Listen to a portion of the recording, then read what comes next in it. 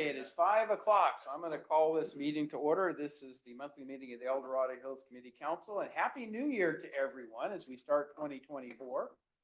I've had to write some checks already, and I had to really mentally think through because it becomes like autopilot after a while, right? And I got to reset the autopilot. So those things will catch up pretty soon, I'm sure. So with that, let's go ahead and have the members of the leadership team go ahead and introduce themselves, what their role is on the Leadership Council, and then we'll move on to acknowledging commissioners and committee members. Okay. Bob Williams representing District 2. Michael Anthony, I chair the Community Council's Public Safety Committee.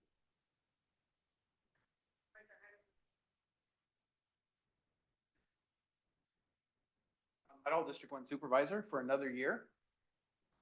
We do have one of the candidates of the three candidates. Oh, two of the candidates. Yeah, okay. Here, who are running for election for District 1, so we welcome them, and hopefully there'll be some information shared so that we can continue to understand what's going on in the community of El Dorado Hills. And there's a lot. So anyway, John. All right. John Davey, I'm the chair of the El Dorado Hills Area Planning Advisory Committee. We're volunteer residents that analyze and provide recommendations to the planning process. I'm Lauren Suimoto. I'm the ASB president at Oak Ridge High School and the co-chair of the El Dorado County Youth Commission. Bert, you want to just acknowledge who you are? Just George, I'm the District 2 Supervisor. Very good. Before we move to committee commissioners and committee members, I want to basically recognize that we are shifting the format in terms of the leadership team with respect to the county changing their general plan, not the general plan, the strategic plan. There you go. Plan. I said, what? We have different titles now from what we've had in the past. So you'll see things like thriving economy. We used to talk about economic development. You'll see things like El Dorado County strategic innovation. You'll see things like public infrastructure, which we kind of had in the past, and workforce excellence. So as I put a little note on the top of the agenda, we have vacancies right now for thriving economy. The intent is to fill that vacancy with our current CDAC representative, should he choose to stay on. That's Joe Verandis. He's with Banner Bank. And he's been very involved with a lot of economic development stuff. I've seen him in several of the GSEC, Greater Sacramento Economic Council meetings. So once the CDAC organization gets set up, then I would certainly be inviting Joe, if he remains on the CDAC committee, to go ahead and join us here as our representative for that particular part of a thriving economy. And then strategic innovation, we've established the need for a strategic innovation team that has not been formed yet. Once that has been formed and we have a better understanding of what their direction is going to be, and we do have within the strategic plan kind of outline level items that they're going to take on, but we really don't have a work plan yet until the team is formed. So that will evolve over time. And so eventually we will get to a representative for the strategic innovation team. And then public infrastructure has changed where it's not really just roadways, it's really the county facilities more so than roadways, the way it's structured right now. So we'll be doing some changes there. And then likewise, workforce excellence. And the workforce excellence was in order to put in an emphasis for making sure we properly identify the employees of the county who are doing great work, that we encourage them to continue their training, to learn at upward mobility, to try to find places where they fit well within the organization. If they're hired into some place that they don't necessarily feel satisfied with what they're doing, there's a lot of other opportunities. So provide ladders, career ladders going up, but also lateral transfer should they need it. Because we want to retain the employees we train, and if they're not happy in the position they're in for some reason, we want to see if we can't find a different position they can fulfill and be more satisfied and still to the benefit of the county. So that's a lot of what's going on in workforce excellence. And we'll present more of that as we get into the year and have a better understanding of how that particular group is going to be led. So with that, let's go ahead and identify then our committee and commission members who are here. Raylene, you want to go ahead and identify your role? All right. And that's going to be an important role, I think, because I can see a lot more attention being paid at our legislative levels with what's going on with our senior population. I mean, housing, the big critical part of it, but there's a lot of other things. So I think there's more attentiveness and more responsiveness to the needs of seniors right now than what I've seen in the last 6 or 7 years. And I think that's all to be encouraged. So it's going to play a major role. Yeah.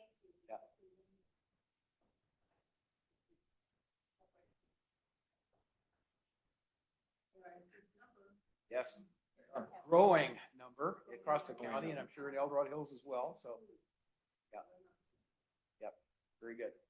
And Richard Ross. Richard was our good governance lead, but since we've lost good governance, there may be an opportunity at a workforce excellence or something. I'm not sure how that's going to unfold, but I want to thank you for your service over the last year, obviously being on the charter review committee.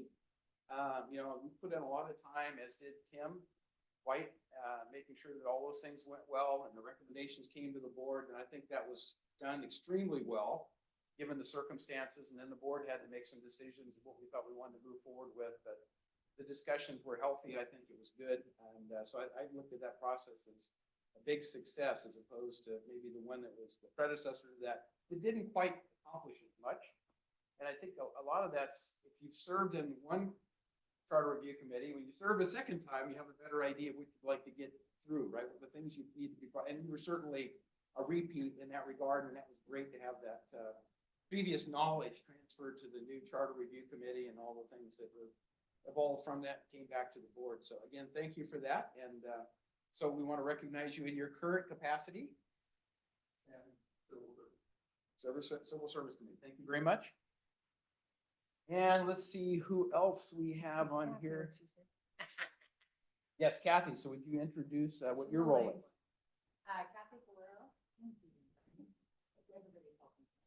Kathy Guerrero, and I'm the director for First Five El Dorado and the Commission for Youth and Families, and I'm here to represent the Healthy Communities part of the And I see Andy Nevis. We've recognized Andy in the past. He's on our planning commission, the El Dorado County Planning Commission. He serves District 4. So Andy, do you want to add anything going on at the Planning Commission? Got your hand up. Go ahead. Can you promote him? Yeah. Okay, good. Hey, yeah, not too much. We have our first meeting of the year next Thursday, and I don't think there's anything El Dorado Hills specific on that agenda. So, but yeah, just looking forward to another great year of serving the county and hopefully some good planning. Thanks, Very John. good. Yep, you bet.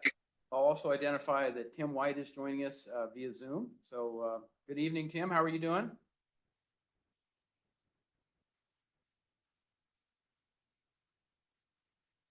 Time I remember he was taking a big extended vacation out of the Yes. country or something, right? Yes.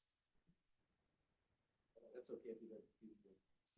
Well, there you go. There he is. Oh, that was Andy again. All right, and then I'd also like to recognize on Zoom Dr. Matt Minson, who will be our guest speaker next month. We'll look forward to that, and he's going to play a major role, as I see it, in El Dorado County in terms of helping us as the public health officer, but then other things as well. He's got a very broad background, and I think you'll enjoy Matt's presentation and where he's come from and what he's expecting to be able to do in the future here in El Dorado County. So we'll look forward to that in the February meeting. Thank you. With that, did I miss anybody, Cindy? I didn't. Anybody else on the list here? Or commissioners or committee members? I think that covers it. All right, so let's move on to item 2, and that's adoption of the regular meeting. Is there anyone on the leadership team who would like to propose any changes to tonight's meeting? Seeing none, the agenda is adopted as presented. Item 3, public comment. This is the period we allow anyone in the public who would like to come forward and present a question, a comment, whatever. We just ask that you please have one of the microphones available to you, and it has to have the green light on. And just introduce yourself if you're willing to do that, and then go ahead and make your statements. Good afternoon, Supervisor Dahl, and other members present. My name is Dan Donnelly. I'm here in my capacity as a president of Winter Haven Homeowners Association, as well as the president of the Lake Forest Master Association. I'm here to advocate for the residents of Lake Forest, specifically in the area, once again, of the criminal driving behaviors that we're seeing up and down Lake Forest. I know this is an issue everywhere, specifically after COVID, but I do not have control over everywhere. I'm here as a voice for the residents around me. What we've seen lately is continued speeding. I continue to get the data from the speed radar southbound on Francisco approaching the fire station. I've seen consistent speeding in that area up to 73 miles an hour. People that are familiar with this specific area know that it's a sweeping turn, that if we did have an unfortunate event of someone losing control, their car might end up in the fire station bay. We've recently had 3 accidents to the point where our main responsibility is a center median along Francisco, ground covering, et cetera, as well as the east and west side landscaping. Our landscaping company has actually considered dropping the contract because of the safety factors associated with his employees. We've had to increase our spending with this company because they've had to bifurcate their staffing to allow for the crazy driving in the area. They actually have to park off on the side streets so that their people can walk in and do the work that's necessary. I witnessed last week 3 of their employees trying to blow the center median just south of the main Lake Forest sign.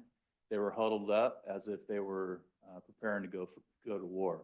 This is a serious concern for myself, for the residents, as evidenced at our association meetings. And I just want to respectfully request the opportunity to sit down with you, Supervisor Hidal, as well as the fire department and DOT, and reconsider some options to provide a solution for this driving behavior that we're seeing, to include traffic calming and perhaps speed bumps. I know speed bumps are an area of contention. I will argue all day long that they will not decrease the response time or ruin the apparatus of the fire department. And the next month's meeting, I plan to come with some data for you, if that's okay, as far as the speeds that we're seeing on that street. I just don't think it's, and I'm not trying to be dramatic, but I don't want to see this get to the loss of life. We've already had 1 fatality in the area. I don't want to see another one. And I would be remiss if I didn't come in here and elevate this back onto the radar. So thank you for your time. Thank you.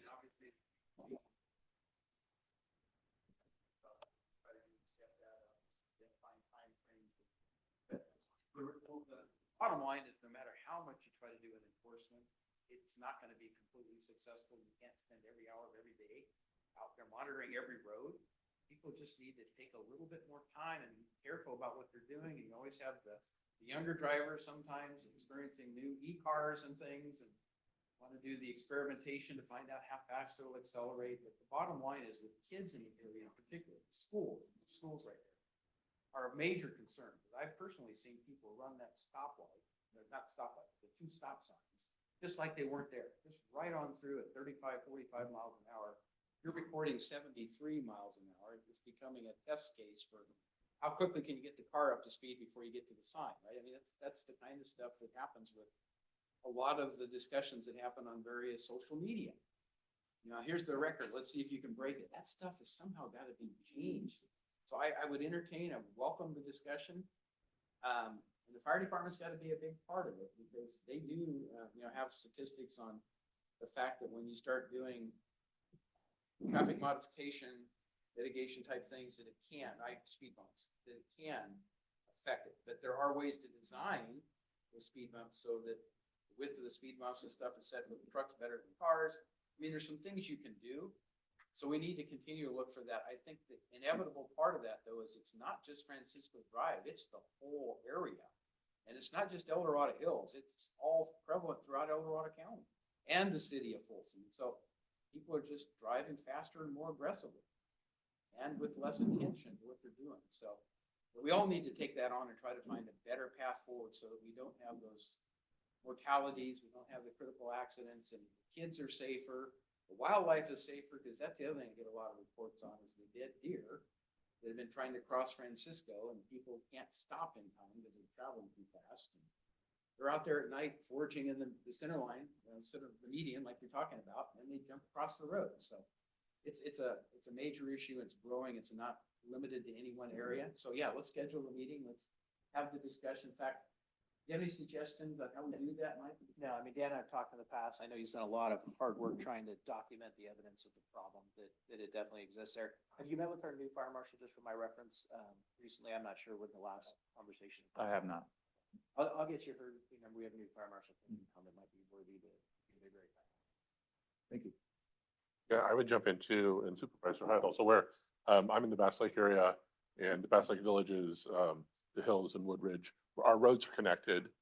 And so we still do have a speeding problem. It does not go away. So but they're interior roads. And so the speeds aren't 73 miles an hour. But we had a series of like 6 accidents in 2 years in basically the same spot. We had the fire department come out, we talked. Fort Chieffields was there, but I was going to recommend Chieffield be a good person to talk to. But CHP came out, we did a community meeting in the middle of COVID in a court, and we live streamed it through Zoom and recorded it. And a lot of the issues you talk about, so the traffic mitigation type of things. The department does have a list of traffic mitigation, basically, speed reduction features that are acceptable, but you have to baby step your way through them, and they have to be justified. But if you work with the Highway Patrol at the same time, there might be something, right, somewhere. A little improvement is better than no improvement, I would say, but the speed bumps are tough. But there are other elements like the bulb outs on the streets to make it narrower, to make it look narrower. People tend to slow down. With us, the problem is that the speeding was inside our community. It's us. It's not, you're not cutting through our neighborhood to get someplace else because there's no place else to go. So we had a lot of signs out in the community, slow down. We probably had 100 of them across like 700 houses. But yeah, as a community, if you meet, it's tough because it's pass through traffic for you. But I would say if you talk with the department and talk with Highway Patrol, maybe, right? There's something that would make a difference. So So Officer Brown on tonight. I didn't see him. Not on yet.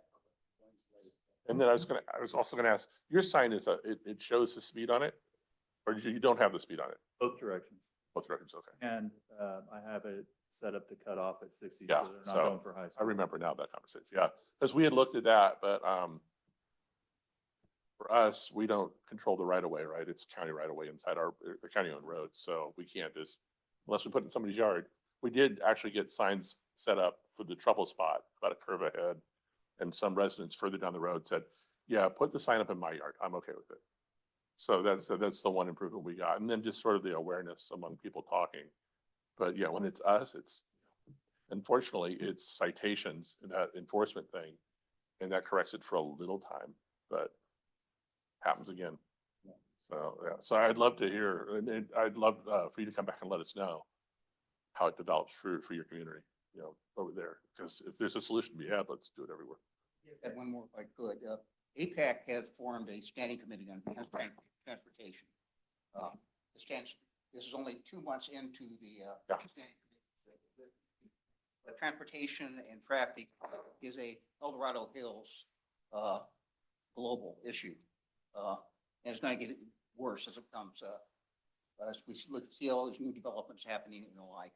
I'd like to invite you to participate in that committee. We need more citizen participation in it.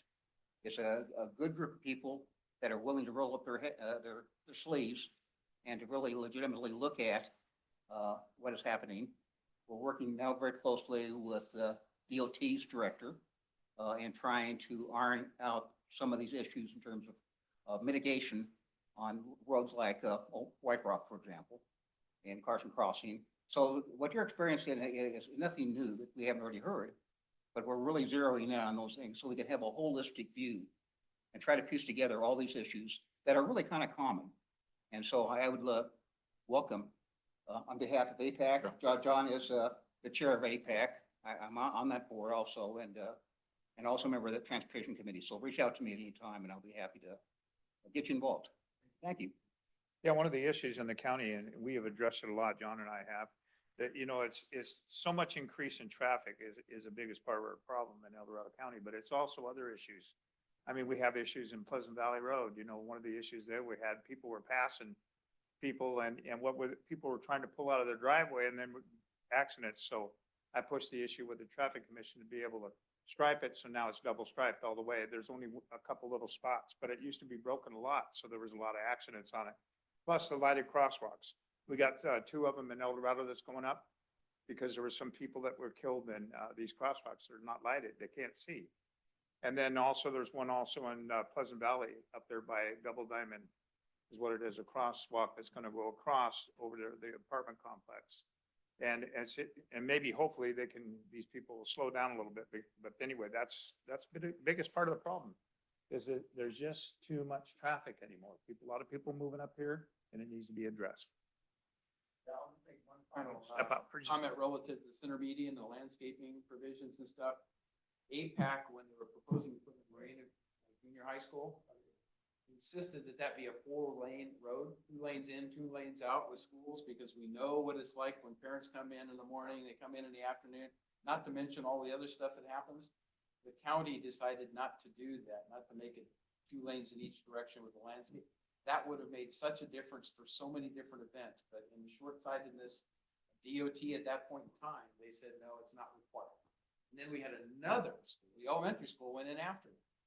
So it was a double impact, because now you've got 2 different time frames when the parents are dropping kids off and picking them up. And so unfortunately, that was a short-sightedness. It was recognized a long time ago by APAC. So, we continue to try to influence what happens at the county level. APAC does, but it hasn't, it's been ongoing. It hasn't been something that was only the last 5 years or 10 years. It goes back like 30 years. Trying to make sure that people understood the necessity for proper traffic circulation patterns, proper road widths, shoulders on the roadways. What happens when you get a flat tire and your choice is to go into the oncoming line of traffic or into the ditch? I mean, where are you going, right? You try to do corrective action if it's a blowout or something. So there's a lot of issues like that throughout El Dorado County, but also in El Dorado Hills, which is a little bit more of a surprise to people that, but our roadways go back to the 1950s in El Dorado Hills even, so. Well, the 1800 on some of them, so. Yeah, but the paved Yeah. roads, Well, Bass Lake Road's on a old farm road, right, Right. paved on top of Right. it, so, Right. yeah. We welcome the conversation. We'll see if there isn't something there we can find that's novel and acceptable to all parties, that we can find maybe a middle ground somewhere. But, thank you for your comments. Okay, anyone else? Yes, have you got one on the microphone? Because they can't hear you on Zoom if you don't have one of these. They can't hear you still, unfortunately. We can hear you, but they can't. At the-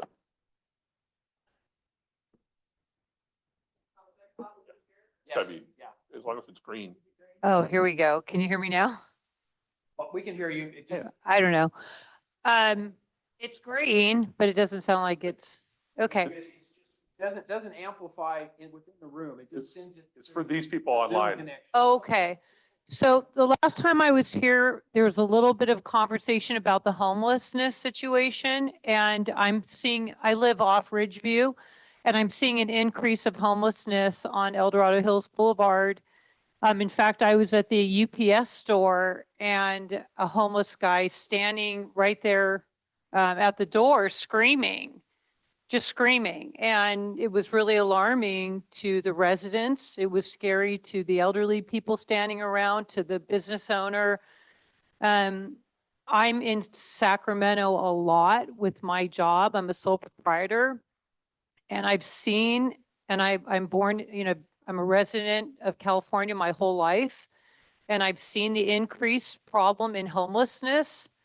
And I'd like if there could be some type of a meeting or resolution ahead of time before it gets to be like Sacramento on how this county is going to handle homelessness. I brought this paper if you wanted to take a copy of it. The DA accuses the city of letting homeless the homelessness pollute the waterways. So now the Sacramento DA has a big lawsuit against the county for homelessness. The river there, Sacramento River, they could never correct that. All of the defecation and the urine, I mean, you can't correct that, and the pollution and how it affects the ecology, the fish. So I called the health department, the state health department, and of course, every hospital has OSHA laws. So, I mean, it is actually illegal. Human waste is illegal in public. And so I'm hoping that one day the conversation could be about protecting El Dorado County from this crisis. If you talk to some of the gas station owners or managers in Sacramento, like the Shell station on Watt Avenue and Fair Oaks, the homeless are coming in with wads and wads of money. They're getting anywhere from $3,500 to $4,500 off taxpayers, you and I who pay taxes. And they frankly do not want to be in a residence, a lot of them. The Sacramento Sheriff Department has the hot team where they actually are interviewing a lot of homeless, and the homeless are saying we're completely fine. Well, it's not okay. And I think that if we start looking at this and have a plan ahead of time, then our county, we can protect the children, we can protect the residents from them coming up.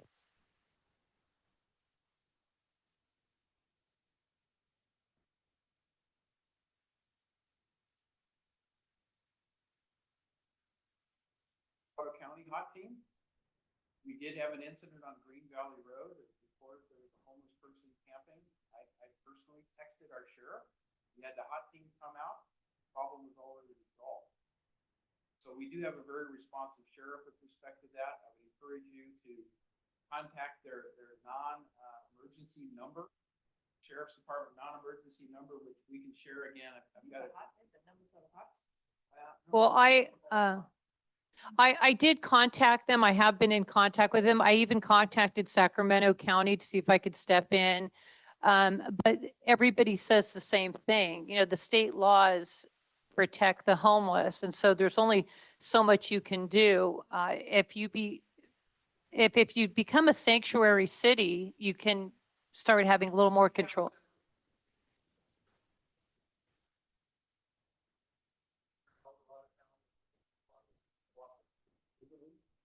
Putting them in there, trying to get them trained, trying to get them to the proper training and stuff.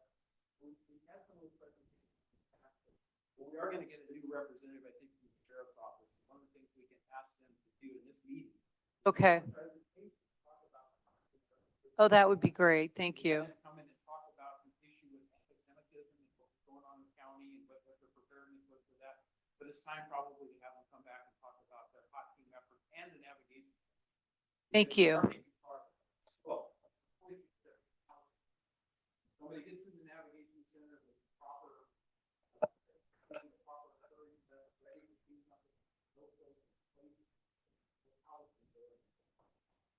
that's the real part. I welcome your thoughts. Yeah, and there's this new conservatorship law, which is really helpful as well. For those who do not want to be placed in care, we can actually force them into care if they're a danger to the society, to the.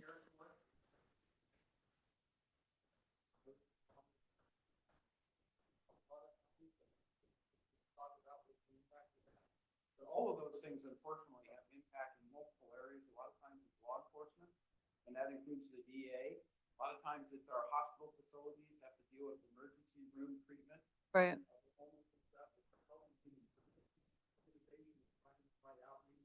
So we'll talk a lot more about that, but I think, yeah, you sparked an interest in having the sheriff's department representative come in and talk about what they're doing with HOT and what's going on at the navigation center. That may have to be a special HOT team member as opposed to the general member that we get presented to us, but we'll certainly work on that. I think that's a great idea that we address that particular discussion. So thank you. Okay, thank you. Also adopted it. Perfect. Right, because we have a navigation center to send them to. So that's a huge benefit. In fact, the Mountain Democrat, looking at 2023 in review, the number one article was navigation center shelter that we have up at the county facility. So that was a good start. We got a lot more to do, but we're making progress. All right, very good. Anyone else? Yes. And I live in Fairchild. I've seen things make major changes. Uh-huh. I just want to say in regards to the traffic problem, my exit out of my development is at Charter in Silva Valley. And I've almost been T-boned there. I can't even count how many times. Every time I see somebody run it, I'm calling CHP. Every now and again, they'll send somebody out to sit there for a little bit. And like you said, it helps for a little bit, but then it goes back to the same thing. Also regarding the homeless is that I think if we don't stay really proactive in tackling this right away, we're going to end up just like Sacramento and just like San Francisco. And it's going to hurt us in a big way. So I'm all for building teams and trying to get a handle on that early. Very good. And as we've recognized earlier, a lot of the homeless are in the near term are going to be our seniors who can't afford to live in whatever the facility they're in anymore. And they become homeless and they're kind of innocent victims, in my opinion. So there's all categories that fall into this homeless thing. There's those that are truly drug addicted and have a lot of mental illnesses. And then there's people who just kind of by no fault of their own end up in that situation. And can be moved into housing if they can afford the housing and the housing's available. The issue is the affordability of that housing. So there's multiple levels trying to address that. We've talked about putting in an inclusionary requirement within our housing ordinance that you have to include 10% or something like that within a subdivision of more than 8 units, that you have to have 10% of those units that are dedicated towards a deed restricted housing facility for those people who, that's affordable housing as opposed to homeless type shelter. But it all helps because that relieves and opens up some housing in a different area. If somebody can move in to one of those areas where they can make a purchase instead of their renting, right? Now they can gain a little bit of equity. The deed restriction holds them back in terms of full equity gain, but it's a real struggle right now at all levels. It's, yeah. Pick and choose. And basically is what it is these people, you know, a lot of seniors and stuff, they're forced to live with their family members again, but there's probably not enough room. So that ADUs comes into, which would be a good thing, especially for young children, especially young kids that are, you know, making minimum wage and they can't afford to buy a home in this county or can't afford to rent because there is no rentals even out here either. So we're working on a lot of different things and the engineered plans and through the planning department is a kind of, and the building department is really a good thing. And I'm working on Title 25, which will be coming up in this next board meeting that the county went in and looked at it. It's Butte County, which they adopted, where it's an owner builder is basically they can build their own lumber, build their own houses. So limited to Grizzly Flat. and limited to Grizzly Flat. But that's something we could also look out in the future, especially in the rural areas. So. Dwelling unit, if you're not familiar with that, and Yeah. it's called junior ADUs, which are built right adjacent to the house or attachment to an existing home that provides additional facilities and stuff. But the county does not charge the normal fees with those ADUs. That's one advantage. But when you look at the cost of putting in a 1,000 square foot ADU, you're talking a couple $100,000. You're not talking $50,000. Not inexpensive to put in. They're more affordable than doing a full-scale residential unit, but they're still pricey. So, And I'd like to add that certain populations. There's a broad picture of what homelessness looks like in this county, and if we're going to have a conversation about homelessness, perhaps it would also be good to invite Margaret Lewis, who is in charge of the McKinney-Bento project. McKinney-Bento counts our students that are unhoused or couch surfing, et cetera. And I think she also sits on the opportunity board. Yes, she does. I think we've created a vision of folks that are homeless in our county, that affordability and accessibility of rental units, especially for seniors and kids, are also an issue. And it might be nice to put a face to it and look at this in a broader way. Totally agree. I mean, we've dealt with the homeless in discussions over and over again. There's always new proposals coming up, so you have to kind of stay tuned to what's happening and what the thoughts are. We try to use best practices from other areas. I talked about in the past, trip I took to Austin, Texas, and they have a really great homeless community that's self-reliant and has all the services there. We were trying to get the director who runs that program to come out and be a guest speaker in El Dorado County. I was told by staff it's too soon. To me, it's too late, but we need to have those kinds of resources brought in so we can understand what was made them successful versus all of the failures we've seen in a lot of other areas. I want to follow a path of success. So we get there quicker and we understand what the requisite requirements are to be successful. You can't just start with 8 units. I mean, they have 320 units in this one homeless community that we visited in Austin. And the gentleman has written books on it. I mean, he's very, very renowned for what his work is with the homeless. He was homeless at one point in his career, was very successful, and then wanted to give back to those people who are homeless by sharing his knowledge and his ability to make things happen, provide shelter for them. So we can go on and on and on about it, but I appreciate the comment. I think that is something we need to address in 2024 again, and we'll look for guest speakers that'll help us do that. So, thank you. Any other? Yeah, Raylene.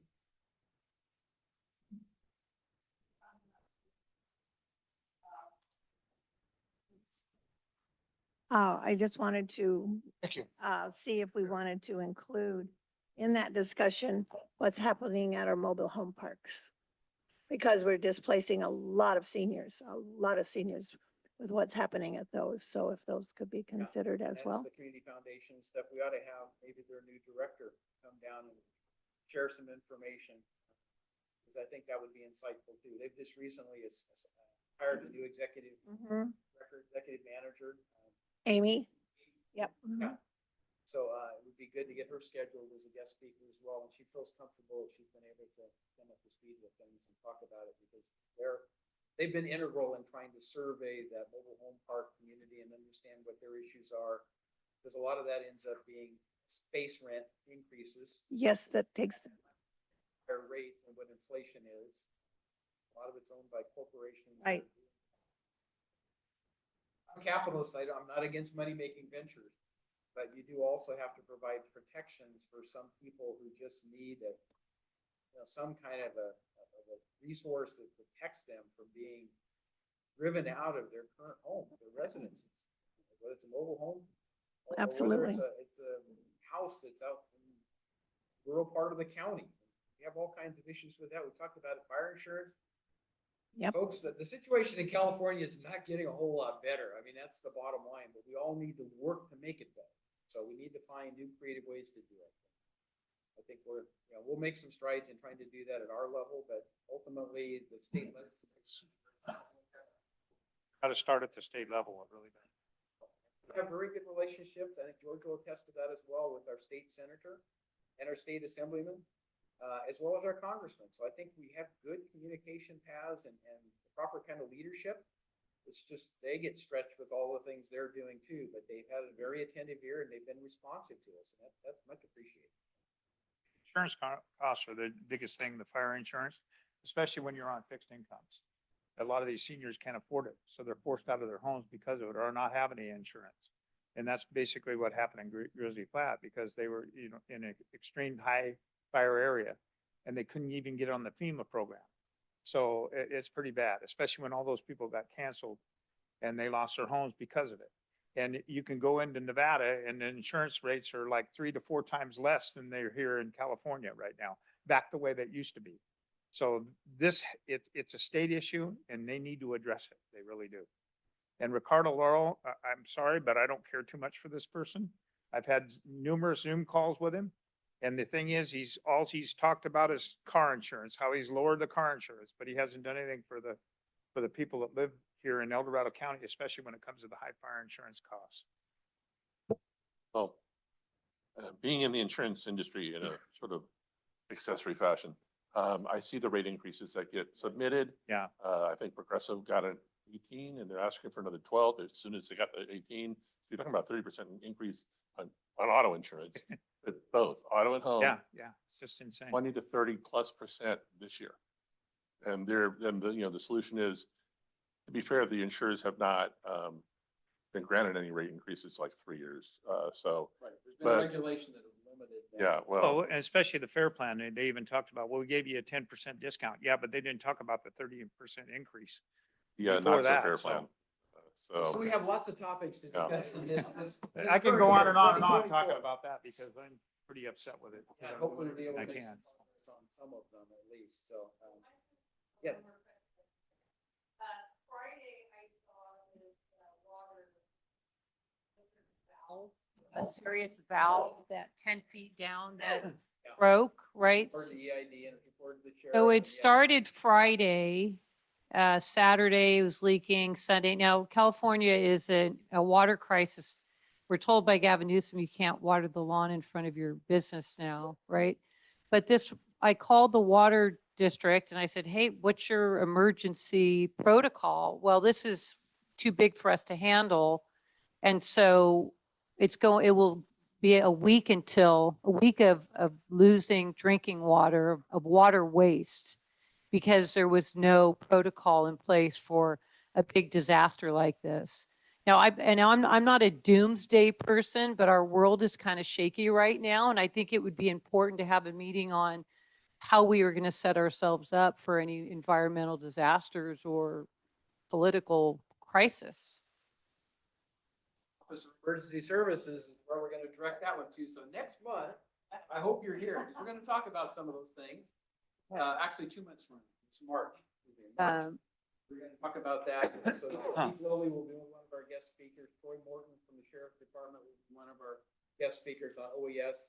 And they will be talking about the Office of Emergency Services, what they're looking at, how they work as a team.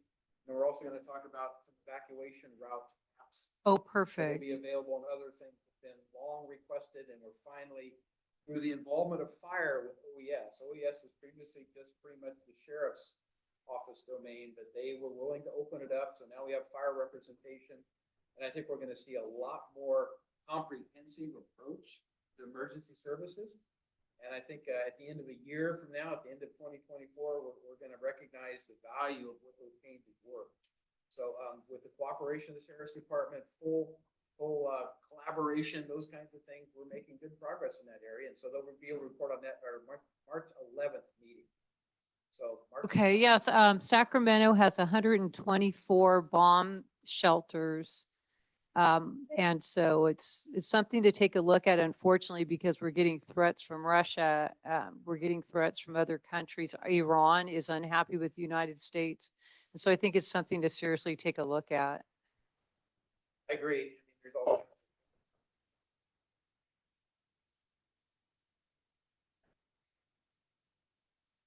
Most part, the county can't provide those kinds of shelters or anything because it's just too cost prohibitive.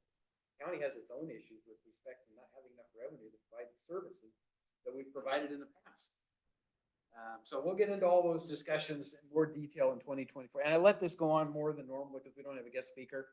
So I really appreciate the thoughts that are going into this because it helps us define the calendaring of guest speakers and subject matter that we want to cover. And that's what I was looking for as well. It's going to kind of close with it, but we started with it. So that's good. I appreciate that. Any final comments on the open forum? Yeah. Regarding the traffic and CHP, I Yeah. agree with the CHP. Has the Retired county- CHP, Retired, right? and it's been a few years, but I think I could still speak on behalf of them. Placerville is one of the smallest staffed offices in the state. Our Yep. population is growing. They address traffic complaints, but it's a one-off. It's plugging your finger in a hole and, there's 10 other holes leaking water. And so has the county at all approached the state or, Valley Division to try to seek, more personnel for that office? Because sometimes the squeaky wheel, actually works. But just with the current staffing levels, El Dorado Hills, I can tell you, the priorities on the freeway where the mileage death rates are occurring. And so short of getting more officers for the enforcement side of it, I would encourage the county to, maybe try to focus more on the engineering side and try to, install some of those traffic calming features. That's all. Okay. And I know the county did work with the local Placerville office to recommend that there be motorcycle CHP officers brought into the county. I don't know that was successful. It was, yeah. No, Rick Hatfield told me that they did get Okay. approval. I don't know if it's one or two. Is it two? Two? Okay. Okay. All right, but yeah, I mean, you know, Rick Hatfield, the commander. Yeah, up there, yeah, but right, yeah. You need to go above his head, you know, to the Right. division chief or even, you know, the commissioner's office. And, like I said, I've sat in these community forums 100 times and heard the same complaint. And, you know, talking as, you know, Howard Patrol commander, it's hard to deliver. You know, we're gonna plug a hole, and it's gonna be very temporary. It's a Band-Aid fix. And especially in an area like this that's unincorporated, and there's, you know, thousands of miles of roads that they're responsible for. So I would encourage you to go over Rick's head. Well, okay, we can certainly talk about that, but the other part of it is recruitment.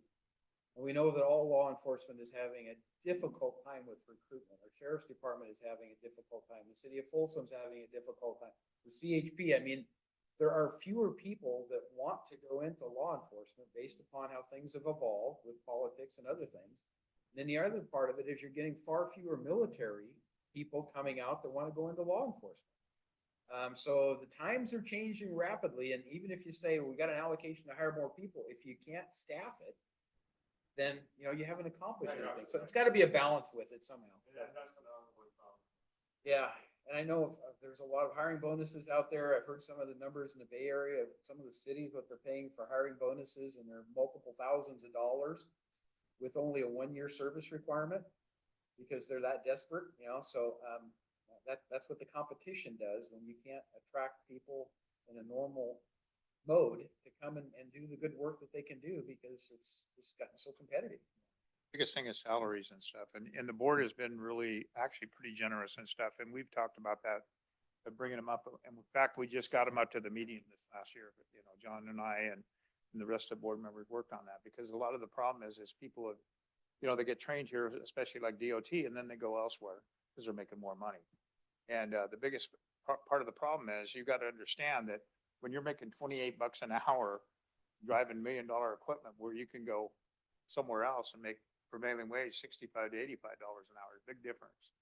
And that's some of the issues that this county's got to address. So we try to keep these people working here because we lose them all the time. We hire them and we get them trained and then they go elsewhere.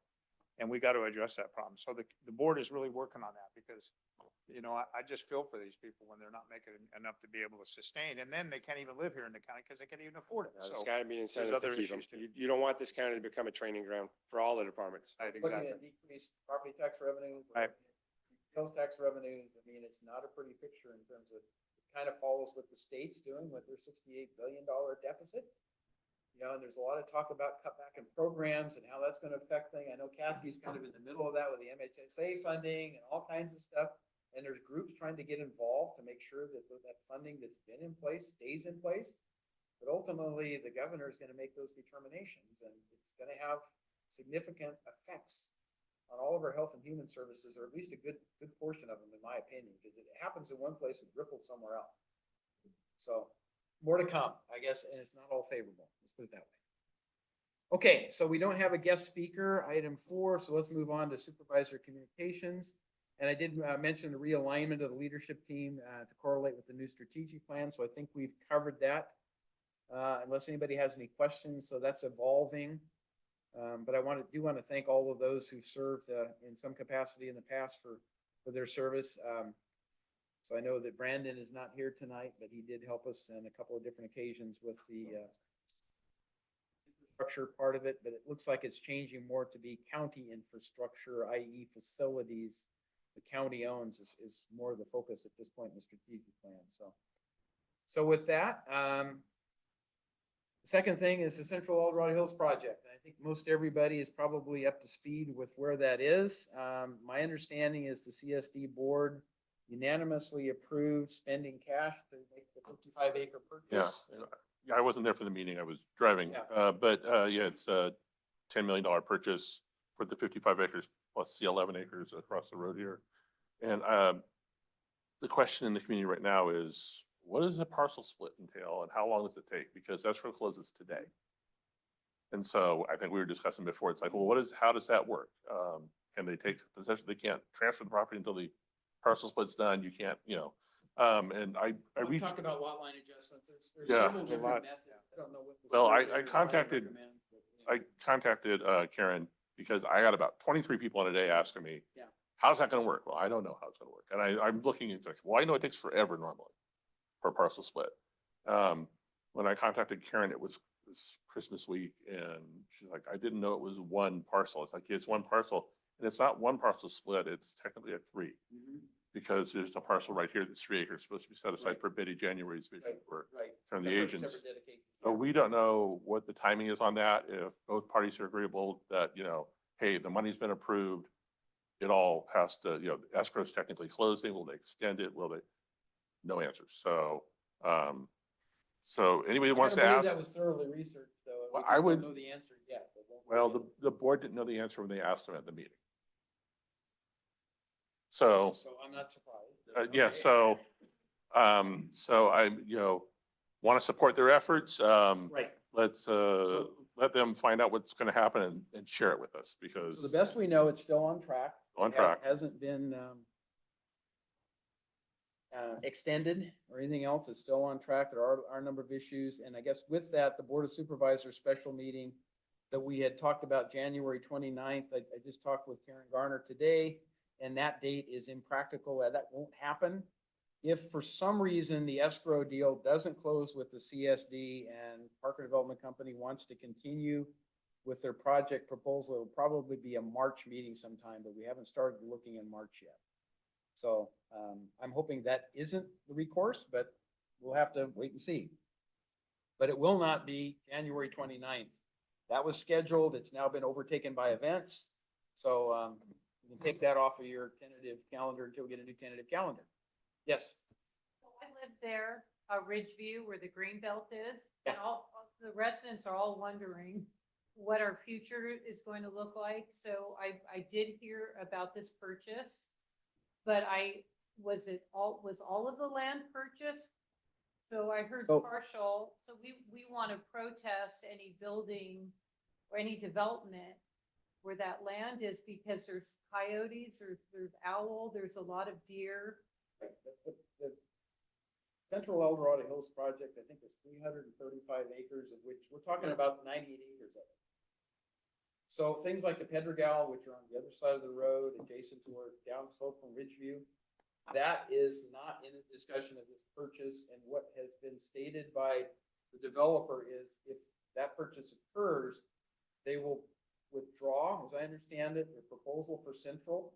And then at some point in time, they may come back with other proposals to address what happened to Pedregal. So don't know that for fact, but that's what they have told us. So all of the project would be withdrawn with the exception, and I guess all the project would be withdrawn if the purchase of the 55 acres plus 11 bonus acres happens. But there's also a provision in there for 18 months, I think it is, that the CSD can come back and propose to purchase a portion or all of the remaining property within the original 98 acres. So we don't know if that's gonna happen or not, but I'm hoping that happens too. yeah, they have 18 months after the sale is finalized for the 55, for the 43, the extra, but that's the golf course only. The Pedregal plan area, it's a different thing. There'd been previous plan over there 20 years ago, more. Yeah. For development, what it could be, we don't know. I think between the two apartment complexes, is it still multifamily zoning? I'm trying to remember. I'm not gonna remember Yeah, tonight. it is. It is. So many thousands of pages and I don't remember that. So there could still be a multifamily development right there that they're entitled to apply for, whether it gets approved, who knows? But then the balance of it going up the hill here, they could apply for something later, but they'd have to go through the process again if they're withdrawing this They'd have to project. start all over, is the Yeah. bottom line. That's the scenario that plays out. Cause nobody can conceive them trying to amend their Central El Dorado Hills just to remove the 98 acres. I mean, the whole project basically has to be withdrawn and you would have to start over with those other areas. And by start over, I don't mean they'd have to go back and start from scratch with the CEQA, because some of the CEQA documents may apply, but they'd have to have a new application to the county. Then they'd have to justify what CEQA documents they used. Are they current? Are they acceptable? Do they address all the current provisions of CEQA? I mean, there's a whole long sequence of things you have to do in terms of a checklist to make sure that the project is acceptable to proceed before it ever got to that point. Yep, so more to come on that. The other thing I'll mention is, we talked about 98 acres. Well, basically that's 55 plus 43, the way I add them up. If you talk to the old golf course, but it's been talked about 45. The 11 acres is right across the street over here on the north side, and that was always a separate parcel. It was intended to be the Center for the Ages for senior facility, but now that facility is being designated on the other side of the fire station here, 3-acre site on this side. It could be used as a senior center, activity center, OES, secondary operational facility, whatever we decide is the right thing to do with that. But that would have to be funded through a separate organization or something, which there has been talk about that happening as well, so. A lot to happen yet in the future, and most of it's a big question mark as to where it ends. So, appreciate your comments. Yep. Okay, I think we've covered Central, Costco. I had a personal meeting with the AKT development team that's proposing the EDH 52 project, which has Costco on what they call the north side, south side. South side, and then their project is on the north side, but to me it's east and west, but whatever. So the bottom line is Costco is still interested in building in El Dorado Hills at that site, but they've decided that it's taken so long with the CEQA process that they're not going to contribute, as I understand it, towards the CEQA process. EDH 52 has said, that's fine, we'll do all the CEQA processing. So all of the environmental work that has to be done for both sites will be done through the one document that's funded by AKT. If all of those things are successful, then presumably Costco would say, all right, we want an agreement to purchase that property or to lease it, whatever it may be, because Costco is still interested in building on that particular site. But again, as we talked about before, it would not include fuel islands, which I think is a plus from the standpoint of transportation, because you don't have the early hours of people going in Silver Valley Parkway at the same time frame. We're trying to get kids dropped off at school and all those things. Costco opens a little bit later in the morning, obviously, but the fuel islands typically open at 7. I've seen some of them actually open earlier than that in some states, but at 7 o'clock. So not having the fuel island doesn't create that additional traffic pattern, which is a plus, but you can't buy fuel from Costco at that site. That's the minus, right? So And it there's depends no- on how you weigh those things out. And there's none of that sweet fuel tax, sales tax revenue for the county. So, Right, so we lose the sales tax revenue. Yeah, so it's. but it's yeah. a balance, right? But the property tax revenue and the general sales tax revenue of the warehouse operations are still significant, so we'll have to just see how that one proceeds. And that's the best I can give you on that, but I was encouraged by meeting with the actual proponents that they are moving forward with that. And then the question comes into play too with the Central El Dorado Hills project. At one point in time, it was determined by DOT that we had to have a roadway that comes off of where Country Club will intersect with Silver Valley Parkway, come over the hill and down to the backside of Rayleigh's as a major entrance and exit to offset the fact that they can't use Post Street coming out through the Rayleigh Shopping Center. That was unacceptable. It's not Post Street, Park Drive, excuse me, Park Drive. So there was always going to be an entrance and exit off of Silver Valley, Serrano Parkway. An entrance and exit off of Serrano Parkway that would go past the old clubhouse and stuff in there. But what DOT is saying, there also would have to be an entrance and exit off of Silver Valley Parkway to come around where Clarksville Crossing is and go over the hill and down. So I'm not sure what that does with the changes to the CSD in terms of that circulation. It becomes a big TBD because the CSD hasn't defined how they're going to use that property. If they move forward with a private-public partnership of some kind, there may be a substantial demand for a significant roadway through. If it's strictly recreational, it may not be as much of a demand. It just depends on what kind of recreational they decide to put on the site. That's all in the Yeah. planning stage. So And, yes. and those Country Club Drive extension projects, 4 of them, Mhm. one of them's basically done. But I think when I added up, it's either 60 million or 80 million in dollars today. This is over a 20-year horizon. In 10 years, it'll be 120 million. It won't be 60 million. So how do you fund that? You fund that through a project essentially. Right. And so is there an opportunity to pitch that traffic onto the JPA as opposed to bringing it across? It's still a parallel capacity road. There's a lot of probability, possibilities involved with things, but. Yeah, so that all has to be explored based on what's proposed for development. Yep, but my main concern is that we don't overly congest Silver Valley Parkway, Parkway. yeah. It's a class 1 intersection right now. We want to make sure, class A intersection, we want to make sure it stays that way. With the understanding, it won't be A, but it will probably be C, but I haven't even seen all the traffic analysis yet because truly that project has not proceeded to the point that they have firm traffic analysis for the AKT Costco project, so. More to evolve there as well. Moving on, nothing new on the town and country village development. There is a full environmental impact report required, and there will be a review of that. Once that has been completed, they do what they call a draft EIR, draft environmental impact report. That's all reviewed, and then it's made public, and then it starts a comment period for the DEIR. So. The last one is new, and a lot of you probably read the newspaper clippings lately that AKT, the same organization that's talking about the facility with Costco, has submitted a pre-planned document for a A6 review, which is a conceptual review at the county of their proposed 1,400-acre community for health and independence. And that's in conjunction with UC Davis. The 1,400 acres is El Dorado County, but there's also an additional 1,400 acres they've defined on the Sacramento County side, total of 2,800 acres to be developed into this live-in place. Basically, senior aging observation technology, but they also call it a multi-generational facility from the standpoint of having housing around it that deals with other stuff. So the conceptual review will give us a lot more detail. That, to my understanding, is going to be scheduled sometime late January, probably early February at the county board of supervisors meeting. So stay tuned for that. And those can be attended by Zoom like this can. If you don't have the time to run up there and participate, at least you can listen to that.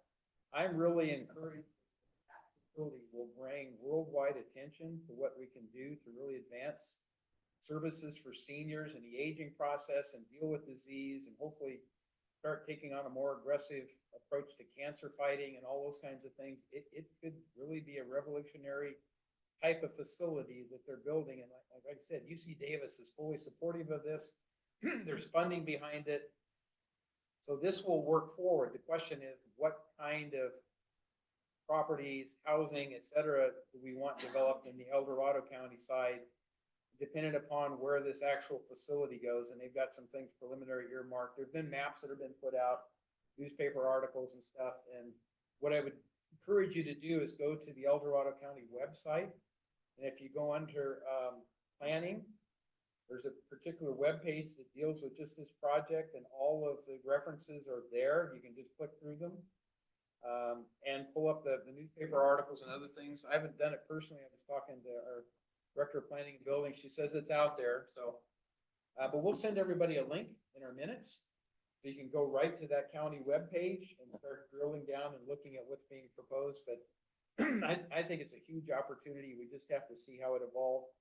The part on Sacramento County side, the county has indicated they're not interested in developing anything out in that area. It's way on the extremes of where Sacramento boundaries are.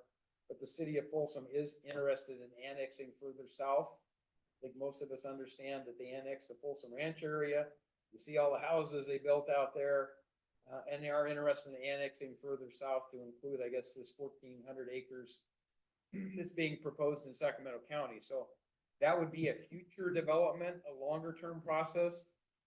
So we would anticipate that the initial development stuff would happen in El Dorado County, subject to all of our planning provisions, but the first real detailed review of a conceptual plan. And by detailed, I mean it's more than just, here's a schematic you can look at, here's the planned uses. There's going to be dialogue, there's going to be more explanation of what their concept is. That will be forthcoming very soon. So we'll see how that one evolves. Just to interject, Yeah. maybe posted a remarkably thorough review of statistics that have been posted on the APAC site. So in terms of going to a site that will give you not only the basics, but the details as we understand them right now. Yeah. I think that that's a much more accessible, not saying anything against county planning, but it is a much more accessible approach. I just found it on the planning page, but I go to the planning page all the time. So Okay, it's I a little know. easier for me. Right, we're gonna send out a link to Yeah. everybody, but But we'll link it on the APAC Cindy and I website. both comment, we oftentimes go to the APAC page because it's easier to find things that's in the county planning Well, department than to go to the planning department page. To be so- fair, we're looking at El Dorado Hills. The planning department's Right. looking at a The whole much, county, yeah. understand. So, but no, Most of the projects are down here. so I think George would attest to that, right? So- Oh, yeah. I did steal or borrow the project narrative from the city of Folsom to post that. And then, I got the message today from the county that it is in traffic now. So we'll have those links in there as well. It's on the APAC website and then you can get over and look at it. And we had some questions, the initial questions are about the percentages in terms of the age targeted, the restricted sort of housing. There's an element where they're talking about helping, and I've already heard from a dozen people about, there's an opportunity to help, disabled population or developmentally disabled. I don't know how you do that with a deed restriction. I don't know if that's, because disabled, that's a moving target, whereas age is age. So eager to see how they define it and what they propose. I know the Mine Institute at UC Davis is very aggressive with how they help the community. So One of the discussions you and I have had, John, obviously, all preliminary, we're talking on the El Dorado Hills side, 4,000 additional homes, of which only 20% of that is earmarked for senior housing. So, we need to really understand how much of this is a brilliant idea, and it might be the most brilliant necessary thing in the world, but it could just be a very clever promotional situation we're seeing right now. It's just too early to make that kind of determination. Well, and not only that, that particular project has got to go through 4 different entities. It has to go through Folsom City of Folsom. It's got to go through Sacramento County. It's got to go to the County of El Dorado and also the CSD. Well, El Dorado County is separate. from the city of I know that, but Yeah. it's still going to be 4 entities to approve this They're not project involved with is what I'm 4 saying. entities, That's what I'm yeah. saying, but it has to go through all 4 of them, to get approved, so. So we'll see what happens with that. George and I attended the same meeting with the developer, so we heard the same thing at the same point in time, and we'll see how that evolves, I guess is the word. But I'm looking forward to the J6 review, to be able to ask some questions about some of the details that are in there that I'm not sure they're gonna be able to answer most of them, but at least they'll know what the questions are, and APAC, I'm sure will have a representative there to participate. At least one, maybe multiple. Well, So, but you gotta remember, you got 3 minutes. with the way the county runs this stuff. That's okay. You can team up. Did Kim wanna say something? On chopping something or what? Yeah, it sounds like onions or something. Kind of, if this is appropriate, I just have a comment. Sure, that's fine. Oh, yeah. Hi, Bill Knox, everybody. And I live in Four Seasons. Although as an active adult, and we try to be as active as we can. Anyway, I'm raising a point here because when I see this, and I saw this the other day, as Cindy well knows, I was very, very encouraged to, number one, see that UC Davis was involved with their extensive resources, and also the AKT with their extensive resources. That this project, I think, is very encouraging. And I think, John, you've indicated that. I'm also, of course, curious, since part of this, where Four Seasons is, we're right near the county line. And so I'm just kind of curious as to where, as we go forward here, whether some of this will be on the El Dorado County line or on the Sacramento County line or whatever. That's, point. But regardless of that, I think that the resources that have been displayed here in this article and what we're going to be seeing as we move forward is very important, because hey, you know, we're not getting any younger. So I think that, I just wanted to point out a very positive comment on that. That's all. The other thing that I think is worth mentioning is we talked about the road to the west. That the Yeah. county started discussing, how are we gonna get circulation that bypasses the intersection of Latrobe Road and White Rock Road? Right. Offset some of those things, so if you're going to Amador County, you don't have to go through all that traffic, you can get around if you're coming out of Folsom. This does have a roadway design associated with it, obviously it has to. One of the connections are coming, would come off of Empire Ranch Boulevard. The new interchange that goes across Highway 50 comes down and connects to White Rock, that would be one of the roadways entered. And then there's another roadway that they're, basically, you're gonna have what I envision as being like an expressway that goes down and goes backside, hits Latrobe Road, and allows people who just want to get south of all of the business park and everything to go there. For people working in the business park, coming out of Folsom or Orangevale or whatever, that may be an easier routing than going down Latrobe Road. The traffic will readjust itself, but it will not, in my opinion, increase substantially with the Carson crossing traffic. But we need to have a traffic analysis to show that. There is a connection with it, but I would think anyone trying to get down to that business park is gonna wanna take that other routing, but to be determined, right? So that's a huge part of this, is it has to have adequate transportation, circulation, whatever, and the plan that they have proposed so far seems to indicate they recognize that, without details. Without details, you know, So we'll see. the timing between the two halves of the project too, you know, will that road materialize in Sacramento County if it's not approved? And annexed in the city of Folsom? The Sacramento County could approve the roadway, because I don't think there's any net cost, but yeah. Yeah, There's a lot of yeah, unknowns, right, right? that's a, I mean, approving it, giving you an easement for a roadway, establishing, and, well, it wouldn't be an easement because they actually own the property. They own all that property, so it's really just getting the county to agree to allow the road. could to it be a built. private road? That's, A lot going on there, Yeah. and like I said, I think the Sacramento County side is gonna be a much longer time frame, i.e. 5 years or something like that, behind where El Dorado County can be if this moves forward, but there's no predefined timeframe. I totally agree on all aspects, John and everybody here, and I look forward to our moving ahead positively on this. Thank you. Okay, and I'm sure there's people who have very concerned about the circulation and stuff, but I look at it as helping resolve an existing problem and hopefully not creating an additional problem. That's just the sizing of the roadway, the capacity that has to be looked at. Maybe what I view as a 4-lane expressway needs to be 6 lanes when it's all said and done. I don't know, but we'll see. yeah, there's no details, so. We'll see. Okay, so those were the items I want to make sure everybody was updated with. Any final questions on any of that, supervisors' communications? Hey, John, you want to talk about the El Dorado Hills interchange to the traffic commission we talked about? Why don't you go ahead and speak to that? Well, one of the Yes. things is the project we've been addressing because El Dorado Hill interchange here has been a disaster for quite a long time and stuff, so. We're trying to with- speak here. Yeah, so basically with the traffic commission now, there's funding available. Within the next 5 to 7 years, that project will be addressed. And also they're going to address, there's several different projects, but also Ponderosa Road. That's another interchange that they're going to try to fix that too, because of the traffic is backed up on that. So there's a lot of good things that happen. The state is going to help us a lot. There is funding available, so that's what we're working on.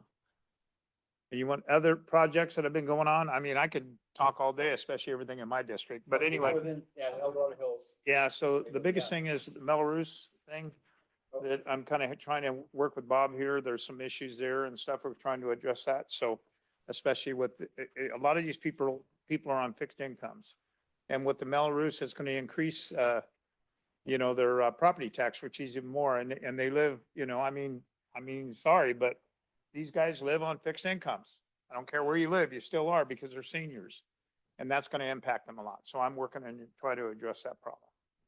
Anything you want to talk about, Bob? He's gonna get his turn pretty quick. Okay, well, I mean- The question, Okay, right. does he? Yeah. He does, and we'll Yeah. take it in order, so. All right. Let's move on to our leadership, progress reports. We always start with safe and healthy community. Now it's safe and healthy community. So, Chief Lilly, I don't see anybody from the CHP or the sheriff's office here. So I think it's fired tonight, and then we're gonna turn it over to Kathy as well. Since you got combined on our strategic planning, right? She's right there. You're separated now. You don't have to follow. You don't have to follow her, see? It's tough. All right, so Mike Lowenthal with El Dorado Hills Fire. December is a busy month for the fire department. It's a fun month for the fire department. We do the Santa Run, so the food and toy drive this year was outstanding. Community participation was outstanding and really brought a lot of toys down to Shriners Hospital and collected a lot of food. So great event. We had a good time and we always look forward to that each year. Being that the rain started, not a lot of rain, but enough rain, we've had a lot of vehicle accidents in the last month. It's been really busy with traffic collisions throughout our community, specifically here in El Dorado Hills. So been real busy with that, but so far that's all working out okay. We do have more rain coming in this weekend. So just keep your gutters clean and keep your drains empty. And we have sandbags here at the fire station if you need them. There's also sandbags up in Cameron Park, and those are full. It's been a slow snow year. So we're watching that from our perspective, because as we look forward to the fire season again, we really want to see that snowpack up and help keep all that forest floor wet so it doesn't dry out really fast during the summer. So we're watching that. I just looked at the latest report. We're at 87% of normal rain after this last round of storm. We got some more coming in Saturday. So we're hoping to get that rain and that snow up so we don't have a bad fire season. But with that, our message is it's a great time to do your preparation right now of your property and protect yourself. So highly recommend that. On another positive, starting on Tuesday, we have 6 new paramedics starting. They'll be staffing Medic 86 off of Bass Lake Road. I reported the last few months that the ambulance that was in Cameron Park moved down to the Bass Lake Road station. Everything's working out great with that move. The service is still being maintained across El Dorado County, and we have 6 new employees that are starting. We've been staffing that ambulance with overtime the last couple months. So we're excited about that. And then on a global, we're looking at some pretty good training exercises coming that will be here in El Dorado Hills, likely an active shooter drill in combination with the Sheriff's Department, where hopefully if we can work it out, we'll be at one of the schools and we'll simulate a dangerous event, but one that we need to prepare for both law and fire together in those type of events. So we're planning a very elaborate multi-day, pretty sophisticated drill, potentially here in El Dorado Hills if all goes well. That would involve Sacramento County partners as well as El Dorado County emergency responders will all come together and do a really big drill. So a good thing for us to prepare for, not a happy topic, but important for us to be ready for that should it ever happen. With that, that's the end of the fire report. Chief Johnson, I see you're on here. Do you have anything you want to add?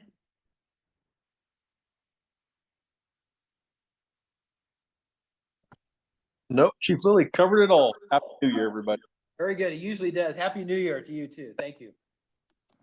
All right, let's move on then to our healthy communities part of this. Great, thank you. Well, wanted to share that in December, the county transferred the 211 number, not 211. It's kind of like their community information number. 911, your emergency, 211, your community information. The county very generously transferred that over to community hubs.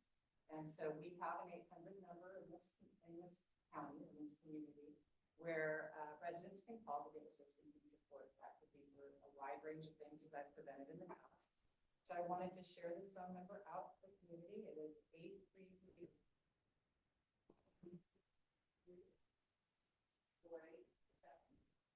It is a talk or text phone number that can be in English or in Spanish. So if community members are needing connections to someone to help them get connected to any service in the community, walk with them. If we don't know the answer, we help find the answer. So please feel free to call that number. And so I get the pen out for 823-332-4827. Yeah, so 211, it doesn't work anymore in El Dorado County. So that was the transition to bring it back local because it was being administered out of Southern California, which people down there answer the phone, know very little about El Dorado County. So we brought it local. So the volume's coming up and we're working on this phone line. We expect by the end of the month to have one of those push buttons. If you're in hub 1, push 1, hub 2, push 2, English and Spanish. So we're working on that, but right now, please know this is not an emergency number. It is a 24 to 48 hour response and it is during day hours. So I don't want anyone to think that if you're having an emergency, call this. Always call 911. We have the 988 crisis line number that Sacramento County set up. If it has something to do, this is strictly a community. Okay.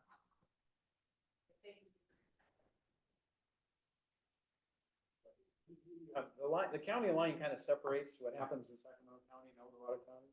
We collaborate on a number of things, but for the most part, we have substantially different operating systems and policies and procedures and ordinances and everything else. And we tend to, in El Dorado County, to follow more what Placer County does, to be perfectly honest, because they're more our size and they're limited in resources to the same extent that El Dorado County is. They have more resources than we do, but they're more limited than what Sacramento County is. Anyway. And I guess I should say that the 800 members are functional community hub, which is unique to El Dorado County. We are in hub 1. Our walk-in location is your El Dorado Post Library. And through this collaborative program, we have navigators. Please know the navigator is not going to know everything in the whole wide world. The reason we have a navigator is because things change so quickly that you need someone to walk with you and help connect you to resources. So that's what you'll get connected to by calling that number. And as part of Community Hub 1, the focus here in connecting with the community is a concern about mental health. They share that with the mission. To that end, I wanted to let you know there's a parenting workshop that's going to be happening at the El Dorado Hills Library on January 6th from 11 to 1 p.m. That will be facilitated by Dr. Paul Senseri, who's an El Dorado Hills resident who's been doing a mental health series here in El Dorado Hills. Interested in learning more tips and tricks with your kids, please attend that. Wanted to also note the Hills Church food distributions are going to be on January 9th and January 23rd. That is the second and fourth Tuesdays of the month from 10 to 11. Last thing I'll mention, I think I will talk to the supervisor from your latest update about, we had a hub day in Hub 2, South County area in your district, and you had a nice show. So I'll highlight it and tease it and let you update that when it. Yeah, I think it went very well is what it was. A lot of big turnout and stuff. And the biggest thing is a lot of people were disappointed because the USDA wasn't there. Because they're looking at low-income grants, especially low-income financing for homes, especially for seniors. And they weren't there. They're supposed to be this next time. But Kevin Kiley was there. He showed up and stuff, and he was praising everybody, all the hard work they're doing. So it was a great thing. And the El Dorado County Food Bank has been distributing food, helping the people out there. So they've been doing a really good job. And now we have a coat giveaway that's coming up here this next Saturday. So I'll be out there. John, you're welcome to join me if you want. It's up to you. I think you're talking fair play, right? You're talking Yeah. Pioneer Park. Pioneer Park, yeah. And fair play. So Yeah, so we're gonna be distributing coats and blankets to people that are in need, especially out there, so. Pioneer Park is in South County, which is technically Hub 2. But Hub 2, yes, exactly. What they're doing is 1 day a month.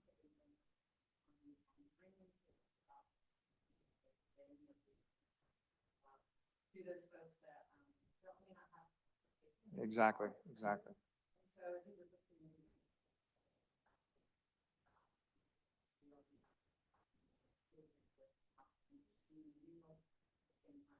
Right. Yeah. Yeah, so, and also I donated 70 turkeys to myself, to the people and the residents in Grizzly Flat that are especially that they're hurting this winter, so, in the summer. Yeah. Yeah, exactly. It's been a great thing. It really has. I would encourage you, we talked about the food bank, but the El Dorado County Food Bank is also a great resource. I personally donate to them. I think they're a great organization. Oh, they are. They Definitely. help feed the seniors who can't always make their budget match their food needs, right? And so there's senior days that the food bank operates, there's general days. They just do a great good. Cindy and I were also able to attend the Placer County, which is food bank, which is going to change their name here in the near term, and understand their operation and get a better feel for what services they're offering as opposed to what El Dorado County is offering.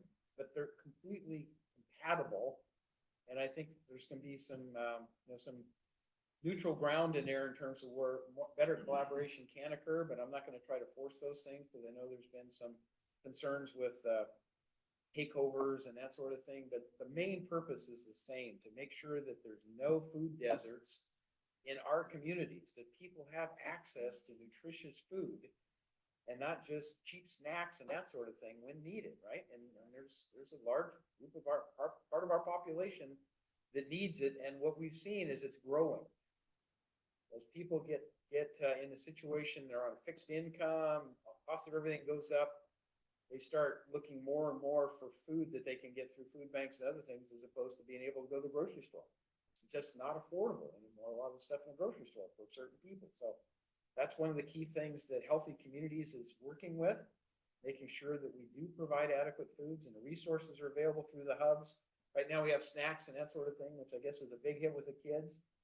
But we continually look at within our means, what can we do to try to make sure that people have access to quality food and don't get left out. And I think that's why I bring it up each month, is that there is Cindy posts a calendar every month. There's a calendar that has been generated by the food bank that lists every food distribution in the county, whether whoever is doing it. All the churches too, so. All the churches. And I think it's super important that we share this. This is not an income eligible thing. You can show up, nobody's gonna ask for your name or your phone number. You come through and we pick the things that help us make ends meet. We just had a rather large discussion about homelessness and being able to afford housing. This is one way that you can help make your ends meet by using the food banks. You can go to different ones and help complement what you're doing, but it's a great resource to share with folks who are struggling. So we're very happy to keep that up at the top. And one thing that I pushed with Carolyn, I work with Carolyn, the small refrigerators that we got, especially in all the libraries now. So there's nutrition snacks, especially for a lot of the children, and especially come to the library. So there's something there for them. Yeah. Great program. 988 number, I think is crucial in alignment with what you're talking about, people in need, because anyone with a cell phone, a high school student, college student, a mom that's stressed out, the 988 number is free counseling. It's a crisis number. Suicide or someone having a mental breakdown. It's a state account. It's also a mental break. Somebody's having a mental breakdown. It's just my meeting with the Sacramento Sheriff Department, I gained this information. So anyone with a cell phone can use it. Absolutely. It's a great, and that's why I was making the distinction between the 800 number for hubs. It is not a crisis number. And so if families are in crisis, you have to put right. I believe that's the Cal Hope program. And the 988 number is a universal number across the state of Illinois. And I can send that information to Cindy and make sure that it meeting notes, because you are right. Especially high school students, if someone's having a mental breakdown, he or she can just call right away. To that end, I'll make sure that I send that over to Cindy and we'll put it in meeting notes so that folks have access to those numbers. And then we have a distinction between. We just need to distinguish it's a state-run operation. It sounds like it's not Sacramento County. Yeah. It's a state number now that's implemented for anyone who needs immediate care. Great. Great, thank you. Another resource. Great. Yeah. All right. Have we concluded our healthy communities? All right. Eat nutritious snacks, whatever you're doing. Okay. Let's move on to thriving economy. I'm going to do this one very quickly. We are still restructuring our community and economic development CDAC, as I talked about before. So once they have their draft bylaws finalized, we'll be able to make that assignment and give more details on the reports as to what that particular committee is working on at the county level. Public infrastructure, we're planning for a new homeless navigation center. The original plans that were laid out were reviewed and determined to be insufficient in size and capacity.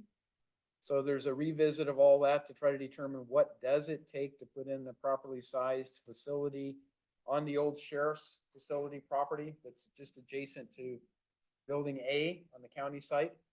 The old sheriff's office was basically leveled, all pulled out there, and that's where this new homeless navigation center will be built.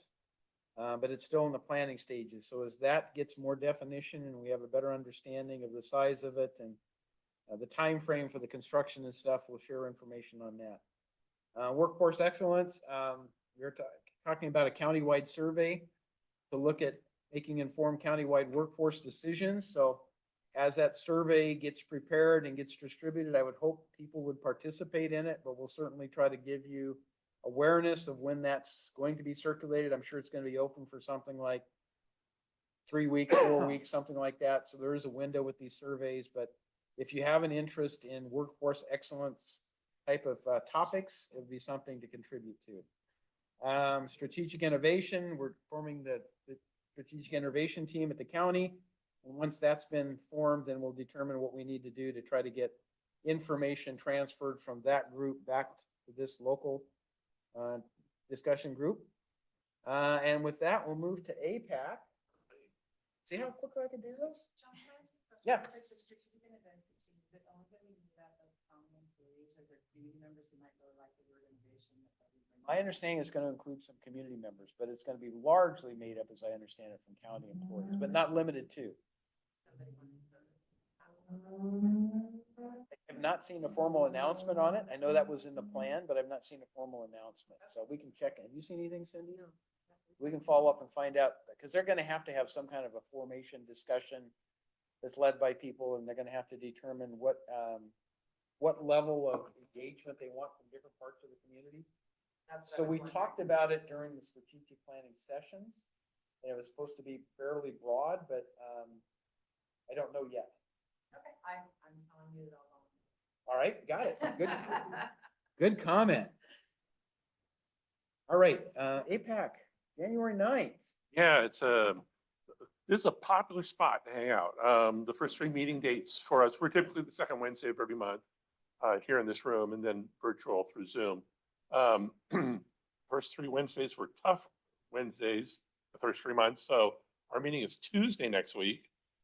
We understand if the supervisor's meeting runs late, you could check in during Zoom. Yeah. We might not be able to make it, but. Yeah. So I'm hoping not to keep everybody here as long as we did our December meeting, but we'll be here at 6:30 p.m. In our December meeting, we had representatives from the Transportation Department. We had lengthy conversations. We had our Standing Transportation Committee give their very first subcommittee report, as well as the Standing Environmental Committee. And we were excited to have those because those volunteers have been working a long time on that. And so the transportation sort of merged with the DOT discussion. DOT talked about two projects, the interchange improvements and El Dorado Hills Latrobe Road at Highway 50. And we have some documents. It's on the APAC website if you want to go and take a look. If you want to watch a 3-hour meeting, you can do that too. But there also the planned improvements that we've been talking about for a long time on Harvard at the high school. So some big improvements coming there, signalized intersection, some removal of some on-street parking, but big changes to the parking lot. You're gonna have a roundabout. Well, Yeah, right within the campus. Lauren won't, but maybe you could go out while they're doing surveying work, but it's a big project. So we also had staff from the high school district come and talk to us about that as well. So it's a lot of things that are combined. There's a lot of improvements to the parking lot that will hopefully improve the circulation overall in the entire area because it is a challenge. So that was a good conversation to have, and we hadn't anticipated that discussion going so long, but we welcome it because it's important, and the community's literally looking forward to solutions. Signalization at Claremont. Yeah, the traffic signal at the entrance, how they're changing they're adding another access point on Silva Valley, which will require moving some utilities, a lot of things. So it was a long conversation. Again, all the maps and all the project elements that they described, we have them on PDF on the website under the meeting recording. This month, we're going to be talking, if there's any updates from our two standing committees, the Transportation Subcommittee and the Environmental Subcommittee, and I imagine there'll be some minor, at least minor, if not big. So we'll have those up first. We'll also have informational updates on some projects. So these things aren't far enough along where we would do review or do additional review. The first thing we'll talk about would be the pre-application that AKT has submitted, the Community for Health and Independence. Again, it's 4,000 unit residential mixed use development, 1,400 acres west and south of the El Dorado Hills Business Park.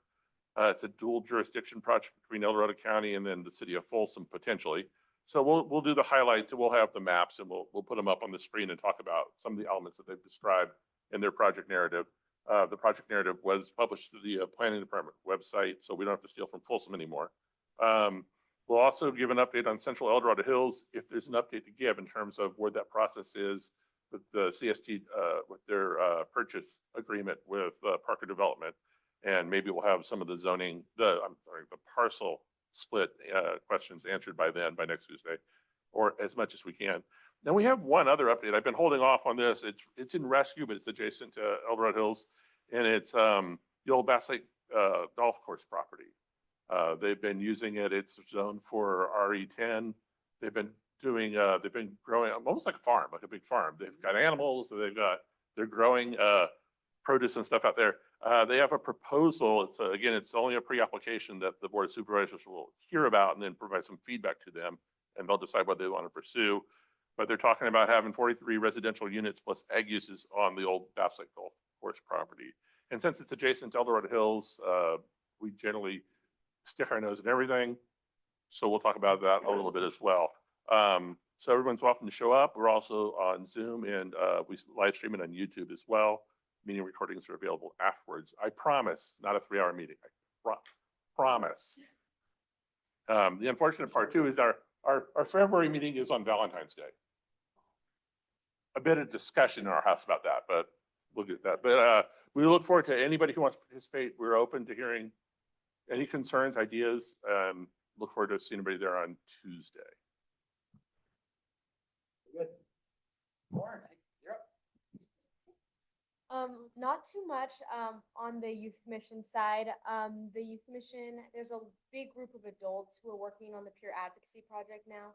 And those adults are working to make peer advocacy in the schools the course to be an A through G course, which essentially would just be an incentive for high school students who would want to take the course at high school. They'd be able to get credits for that to put on their college applications. And so I know that that process is going to be going on within February. For some of the other high schools other than Oak Ridge, I think they might be able to implement that course and that credit in the 2024-2025 school year. But as far as my own meetings with the principal and with administrators, I think for Oak Ridge, it would probably be more likely that that course would be implemented in 2025-2026. So, but a lot of adults are starting to really support the project. They've been doing a lot of meetings with, doing workshops and meetings with administrators and teachers and EDCO staff. And so really working on getting the adults behind the project to make it happen for the students. For Oak Ridge, we're all in winter break, so there's not a lot going on right now, but the month of December was really great. There was a lot of community service and youth initiated kind of projects that were going on. I remember the Environmental Advocacy Club was selling plants outside the library, and it was really nice to see that, in my opinion, for the first time since COVID, there was a lot of students who were coming up with their own projects and their own community service related ideas to be able to help support the community. And I think that's a really important value to instill inside of our kids. So I was really excited to see a lot of them coming up with their own ideas. They also have the open house coming up towards the end of January. So the 8th grade students from the middle schools are going to be able to go and tour the school and meet with teachers and all of that. So that's really exciting. And then lastly, the Behavioral Health Commission is doing their officer recommendation.